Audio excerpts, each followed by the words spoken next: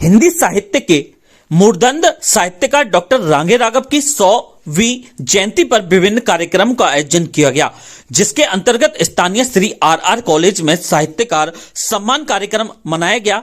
कार्यक्रम का शुभारंभ डॉक्टर रांगे राघव के चित्र पर पुष्प अर्पित कर किया गया। कार्यक्रम में मुख्य अतिथि के रूप में सेवानिवृत्त IAS सूरजवान जयमन ने भाग लिया। विशिष्ट अतिथि के रूप में doctor Arun Kumar Pandey, doctor Farvar Singh, Prashant Kumar Singh, Gangaram Parashar, Brajesh Joshi Upadhyay, chairman Vishnu Mahawar, उपखंड अधिकारी मुनिदेव यादव ने भाग लिया, जिनका माला व साफा पहनाकर प्रतीक चिन्ह देते हुए सम्मान किया गया। कार्यक्रम का संचालन प्रीति शर्मा द्वारा किया गया। कॉलेज प्राचार्य डॉक्टर बालकृष्ण शर्मा ने डॉक्टर राघव के जीवन पर प्रकाश डालते हुए उनकी साहित्यिक रचनाओं के बारे में अवगत करवाया। वहीं ख्याल गायक मदनलाल पंजाबी ने राघव पर लिखी गई रचना की प्रस्तुति देकर राघव की यादें दिला दी। कस्बा बैर निवासी डॉक्टर रांगे राघव हिंदी साहित्य के मूर्धन्य साहित्यकार थे, जिनकी 17 जनवरी को जयंती है, जिन्होंने अपनी लेखनी से कस्बा बैर का नाम विश्व पटल पर पहुंचाया। लेकिन उनका सपना बैर में तपोभूमि विश्वविद्यालय बनाने का आज भी एक अधूरा सपना बना हुआ है। डॉक्टर रांगे राघव लेखनी के धनी थे, जिन्होंने मात्र 39 वर्ष की अल्प आयु में 150 से ज्यादा साहित्य, कहानी, काव्य पाठ, नाटक आदि की पुस्तकें लिख दी, जो देश विदेश में विख्यात हो गई और हिंदी भाषी पुस्तकों के ज्ञान से युवा पीढ़ी में देश की आजादी के प्रति अलग जगा दी।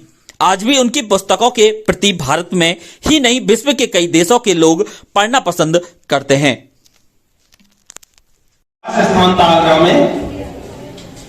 साईं ने कहा कि देखो एक सितारा चमका, लेकिन अल्पायु का होगा।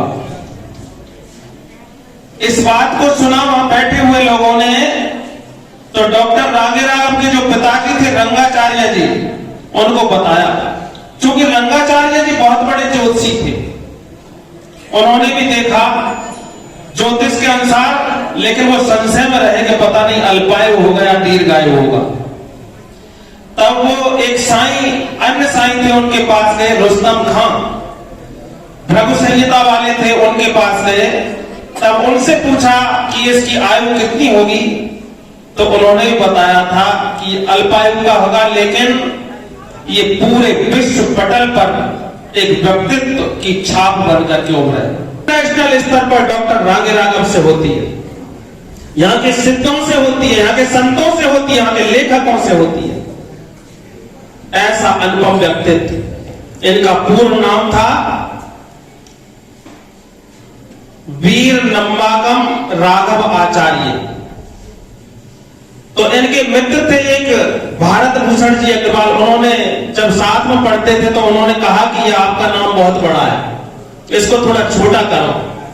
तो इनके पिताजी का नाम था रंगाचार्य और इनके नाम में लिख रहा है राघव।